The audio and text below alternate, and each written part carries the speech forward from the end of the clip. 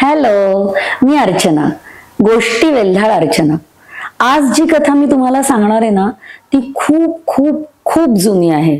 जेव्हा समोरासमोर प्रत्यक्ष युद्ध केली जायची तेव्हाची कथा.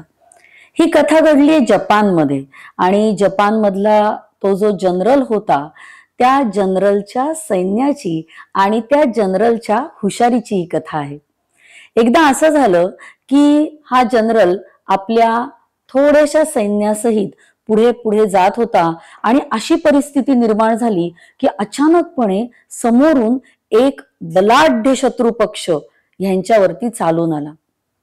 आता स्थिती अशी होती की शत्रू हा 10 पट जास्त होता संख्येने आणि त्याचबरोबर तो अतिशय बलाढ्य सुद्धा होता. आपल्या जनरलकडची जी सेना होती ती सेना सुद्धा खूप शूरवीर अगदी धडाडीनं लढणारी होती. पण जेव्हा असा अकराळ विक्राळ एवढ्या मोठ्या संख्येने शत्रू आपल्या समोर येतो तेव्हा मनात थोडी धाकधूक तर होतेच, नाही का? जनरल हुशार होता. त्याच्या लक्षात आलं की आपलं सैन्य जे आहे ते आपल्या सूचनांनुसार पुढे तर यायला तयार आहे, पण ते मनातून घाबरले आणि जरा युद्ध टाळलं जातंय का याकडं त्यांचं थोडंसं लक्ष आहे. आता युद्ध तर टाळता येण्यासारखं नव्हतं. मग आता करायचं काय?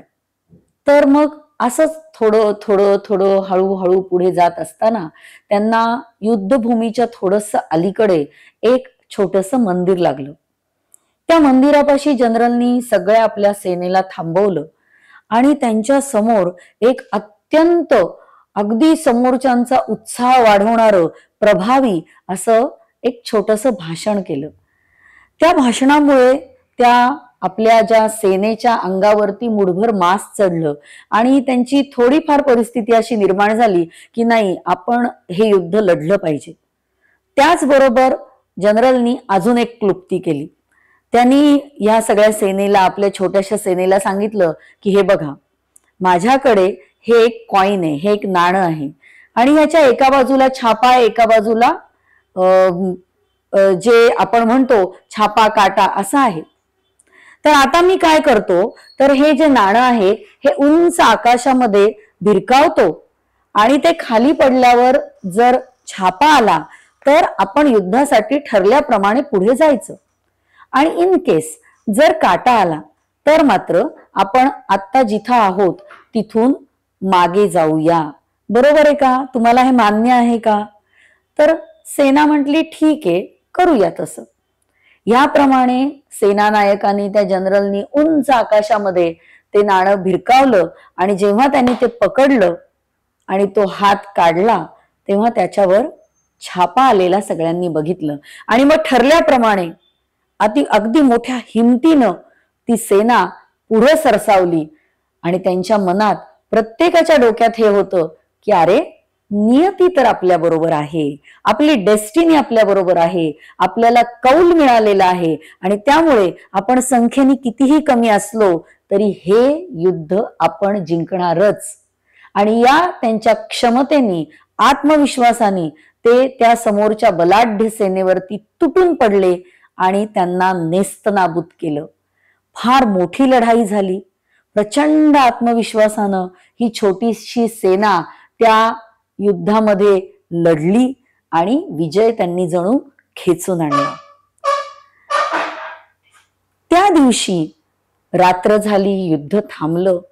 दुसऱ्या दिवशी सकाळी जेव्हा जनरल हे सगळं, आपली जी सेना आहे, आपले जे सैनिक आहेत त्यांची परिस्थिती बघण्यासाठी म्हणून फेरफटका मारायला लागला, त्याच्याबरोबर त्याचा एक सहाय्यकही होता. आणि सहाय्यक बोलता बोलता म्हटला, बरं झालं ना, काल आपल्या बाजूनी छापा पडला. नियती आपल्या बरोबर होती आणि नियती आपल्या बरोबर होती, आपलं नशीब आपल्या बरोबर होतं, म्हणून आपण हे युद्ध जिंकलो सुद्धा.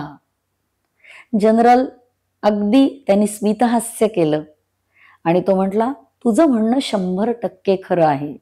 आणि त्यांनी त्याच्या खिशातील ते कॉइन काढलं, ते नाणं काढलं आणि त्या सहाय्यकाच्या हातात दिलं. सहाय्यकाने ते नीट बघितलं. बघतो तर काय, त्याच्या दोन्ही बाजूला छापाच होता. डेस्टिनी, नियती, नशीब आपण कितीतरी वेळा अगदी छोट्या छोट्या कारणांसाठी यावर अवलंबून असतो. आपल्या बघा बोलण्यात सुद्धा येत असतं, नशिबात असेल तर होईल, बघू आपली नियती कशी आहे, बघू आपलं आपलं भाग्य आपल्याला काय देतंय. असं अगदी साध्या साध्या गोष्टींसाठी सुद्धा आपण बरेचदा ह्या नियतीवर, या भाग्यावर, नशिबावर अवलंबून असतो. पण मग प्रश्न असा आहे की आपल्या स्वतःच्या विश्वासाचं काय? आपण आपल्या स्वतःवर किती विश्वास ठेवतो? आपल्यावरती जेव्हा संकट येतात, भेडसावणारे प्रश्न निर्माण होतात, आपल्या काही वेगळ्या विशिष्ट परिस्थितींमध्ये संकट पेलण्याच्या ताकदीवरच्या क्षमतेवरती विश्वास ठेवायची वेळ येते, तेव्हा आपण नक्की कसे उभं राहतो?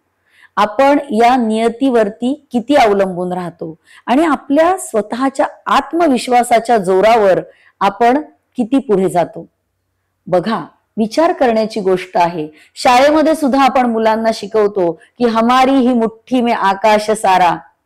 पण खरंच ह्या मनगटाच्या ताकदीवर, आपल्या स्वतःच्या विश्वासावर आपण पुढे जातो का? नक्की विचार करा.